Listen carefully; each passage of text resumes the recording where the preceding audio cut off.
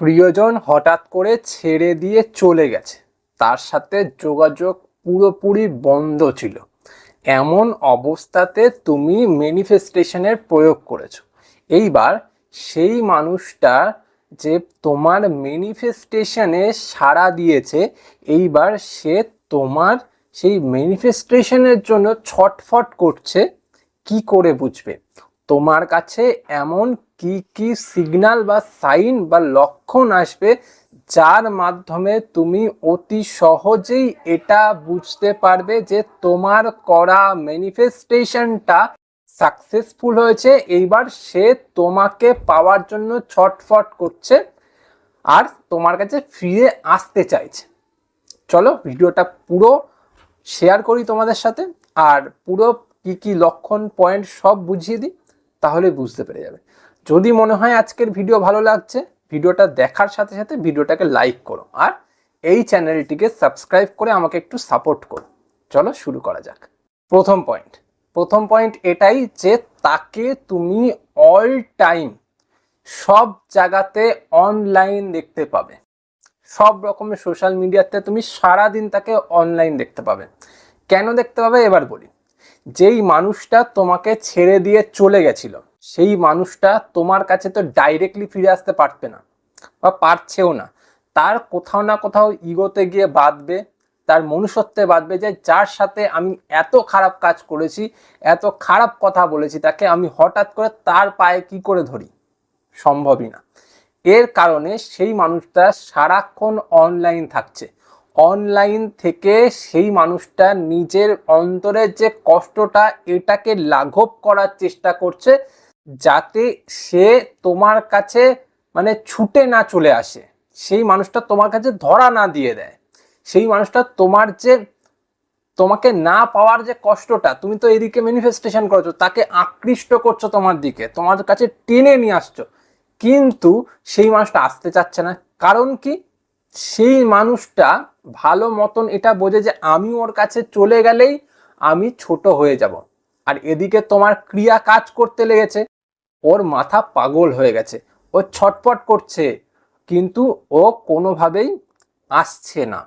এর কারণে সেই মানুষটা অনলাইন থাকছে, অনলাইন থেকে নানান মানুষের সাথে কথা বলার চেষ্টা করছে, নানান মানুষকে সময় দেওয়ার চেষ্টা করছে, বা সোশ্যাল মিডিয়া স্ক্রল করছে, যাতে এই জিনিসটার থেকে ও বেরাতে পারে।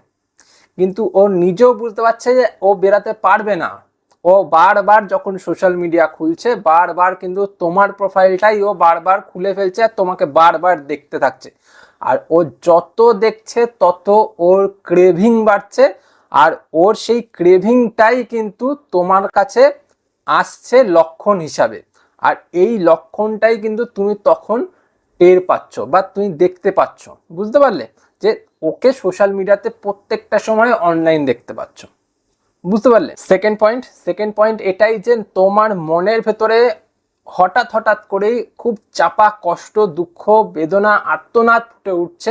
যেই আর্তনাদ, কষ্ট, বেদনাটা পুরোপুরি ওর কষ্ট, ওর দুঃখ, ওর বেদনা কেন হচ্ছে জানো তো? ওর এই দুঃখ বেদনা হওয়ার একটাই কারণ, তোমার ম্যানিফেস্টেশন। তুমি যে সাকসেসফুলি ওকে ম্যানিফেস্ট করে ফেলেছো, এবার তো আমাদের মহাবিশ্বের এটাই কাজ যে তার কাছে সেই বিষয়টা পৌঁছে দেওয়া, যাতে তোমার কাছে সে খিচে চলে আসে। এটাই তো।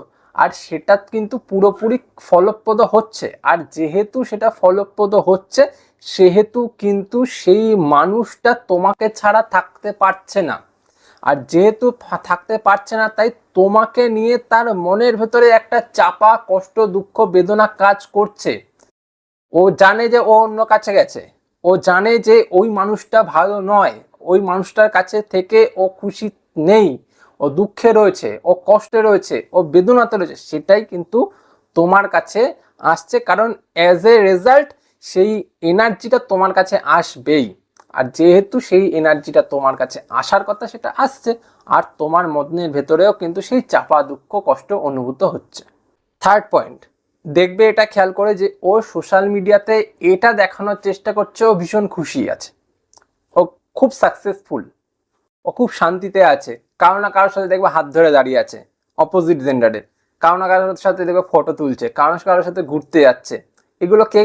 এগুলো আর কেউ না, এই যে তোমাকে ছেড়ে দিয়েছে, তোমাকে সরিয়ে দিয়েছে লাইফ থেকে, এইবার যে তুমি ওর প্রতি ম্যানিফেস্টেশন করছো, এইটাকে ভোলানোর জন্য, এই যে এনার্জিটাকে কমানোর জন্য ও কি করছে, ও সোশ্যাল মিডিয়া থেকে কাউ না কাউকে পটাচ্ছে, পটিয়ে তার সাথে একটু ডেটে যাচ্ছে, তার সাথে একটু ঘুরতে যাচ্ছে, তার সাথে একটু সময় কাটাচ্ছে, যাতে এই বিষয়টাকে লাঘব করা যায় যে তোমাকে নিয়ে যে ওর বারবার চিন্তা হচ্ছে, তোমার কাছে যে বারবার ও আকৃষ্ট হয়ে আসছে, এটা যাতে কমাতে পারে।